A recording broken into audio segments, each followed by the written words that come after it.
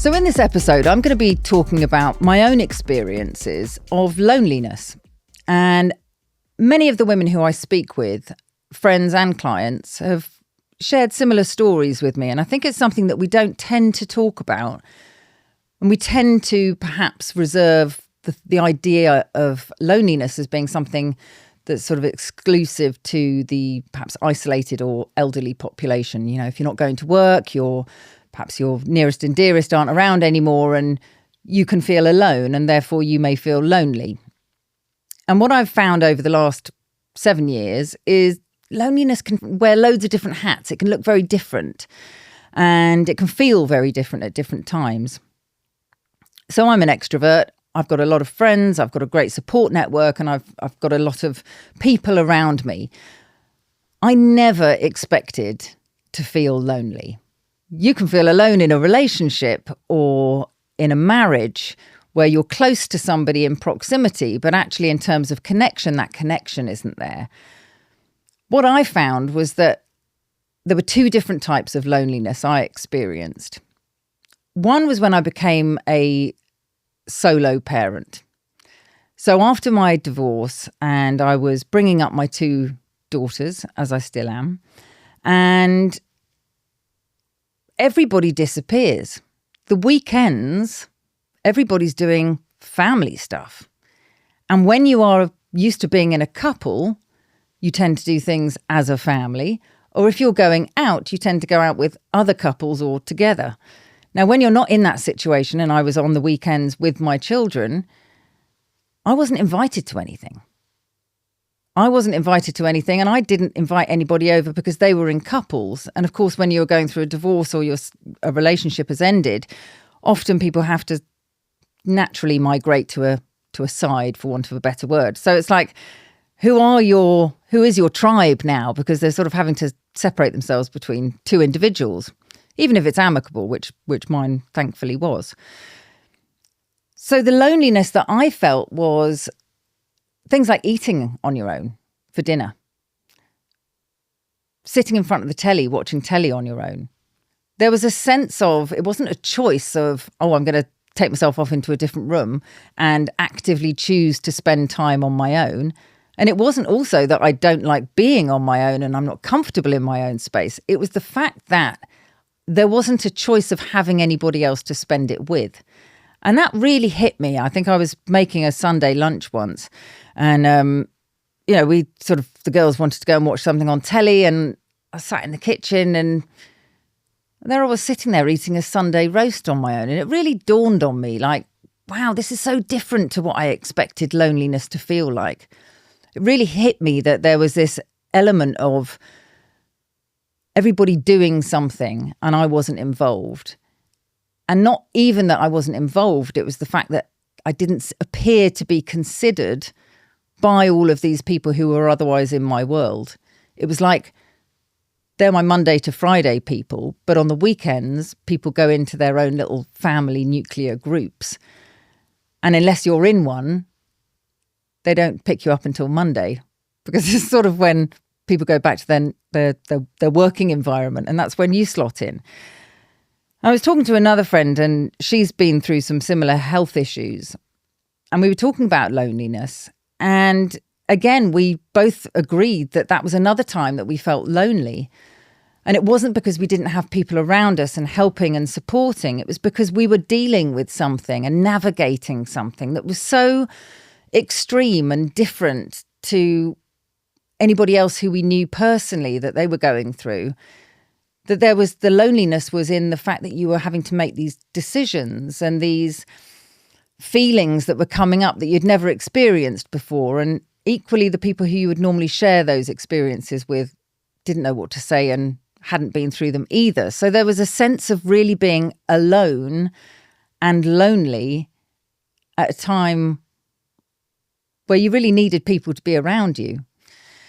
So loneliness, I think, can take lots of different forms. And I think for me, the one part about if you're finding yourself in a relationship that is coming to an end, or you're finding yourself being alone on a weekend or in an evening and you want to be able to make new friends. You want to spend time with more people, and you're waiting for the invitations. I was waiting for the invitations. I mean, hello. I mean, why isn't the phone ringing? Well, actually, you've got to pick up the phone and you've got to do the inviting. So something that really changed for me when I realised that after the excitement of the operation had finished and the divorce had gone through, I was the one that needed to make the effort. Expecting people to phone you and make the effort may not come through, may not last forever anyway. So instead of what I had done initially was waiting for people to get in touch with me, like, surely somebody knows that I'm on my own and I'd like some company. Of course they don't. They're getting on with their own lives. And unless I'm taking the action to say, heads up, could really do with some people around, how are they going to know? That's the communication aspect where we actually have to tell people what we need. Otherwise, they're not going to know. So I started hosting brunches at my house, and I would invite around 6-8 people who maybe some of them didn't know each other, most of them didn't know each other, and it would be different people each time. Sometimes there'd be a bit of a crossover, but essentially it would be a group of friends who I like, but I don't necessarily get to see that much. A Sunday morning is really easy to organise because it's a couple of hours, right? It's a Sunday morning. Everybody likes a nice brunch. Decorate the table nice with fresh flowers, interesting conversations. No one's getting pissed and, upset, and there's none of that stuff to contend with.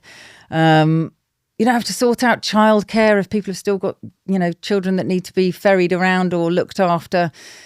And you're not interfering with other plans where people seem to have plans that have been put in place for months in advance. I've never done that. So a brunch is a really great way, I found, to feel connected to a wider group of people without actually having to overcommit to being in lots of different places at once. It's actually saved me in terms of my capacity of how much I can show up for everybody else and how much I can show up for myself. Because one of the things I'm really struggling with is fatigue. So the idea of going out for the night would be great, but actually by the time it gets to 7 o'clock, I kind of feel like I want to go to bed. So a Sunday brunch, if you're feeling lonely, if you're feeling like you want to get together with people, but you're kind of not really sure how to do it, I'd put my hand up that having a brunch, hosting a brunch is a great way to do it. Get a group of friends over. It's cheap. You're not doing any booze. You give them a time limit. Come at 10:30, you're out by 12:30. You'll always get stragglers, but not like you would if it was Saturday night. And it's a great way of catching up with people. So as a fine, strong, capable looking woman, it can be difficult for other people to think that you're lonely. So if you are feeling lonely and you don't want to stay in that place, because you will spiral, it becomes loneliness breeds more loneliness unless you take action. So in my experience, I would definitely suggest, and I would love to hear in the comments how you've combated loneliness for yourself or perhaps other people who you know, to take action, to say, actually, I don't want to feel like this anymore. What can I do differently? And we have never had so many options to combat loneliness, whether that's finding groups or clubs online, whether it's getting out the house, whether it's picking up the phone and inviting people over. Most people are waiting to be asked. That thing where they say, oh, you must come over. That's not an invitation. That is not an invitation.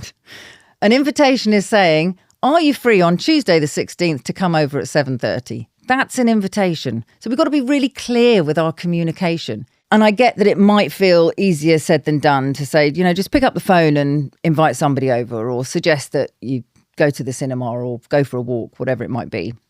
But the phone won't ring unless you let people know how you're feeling. And the difficulty with not letting people know how you're feeling is that you stay with those thoughts, and that fear of making and taking action grows. Most people are waiting for an invitation. Most people don't know what to say. So I would really encourage you to know that you can't get this wrong. If somebody says, I can't come, it's generally not personal. It's not because they think, God, why on earth would they invite me to that? Or, God, I couldn't think of anything worse. They're not thinking that. It's either because they've probably got something already on in the diary, or, another date suits them better. Sometimes we can take things really personally when it's actually not meant as that. And the more time we spend on our own, the more we get in our own heads, and we can sort of grow this fear and feeling that who would they, why on earth would anybody want to spend time with me? I've got nothing to talk about. I'm so boring. I haven't done anything. So park that. And I know it's easier said than done, but you can just try it. Just try it. And you've got to kiss a few frogs, right? So if a few people can't make it, that's why I invite like 10 people to my brunch, because I know that only 5 of them are going to come and one's going to cancel on the day. So by putting yourself out there, yes, you might feel vulnerable. Yes, you might feel exposed and like you're open to criticism or what are people going to think? Most of the time, people aren't thinking anything. Most people are really pleased to get an invitation. Most people just haven't thought. Most people don't think. They're wrapped up in their own worlds. So don't take it personally. And I know that sounds really trite because it's like, well, yeah, but I am. But just for one day, just decide that you're going to recognize that people are locked in their own worlds. This isn't about you. And you're putting an invitation out to somebody to say, let's go for a dog walk. Let's go to the cinema, whatever it might be.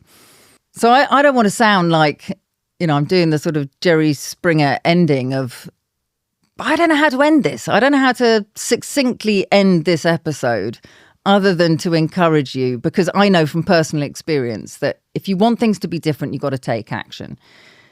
And actually it worked out. So there's no sort of one-liner or something that's going to feel all clean, and it's really fucking irritating me, to be honest. But I'm going to leave it there. Let me know how you get on.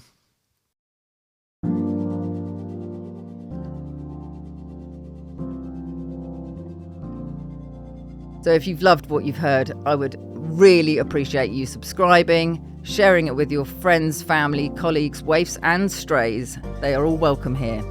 You can click the subscribe button, and in the episode description, there is going to be a link where you can get in touch with me, and I'm here for it. So get in touch. I would love to hear from you and see how I can help you.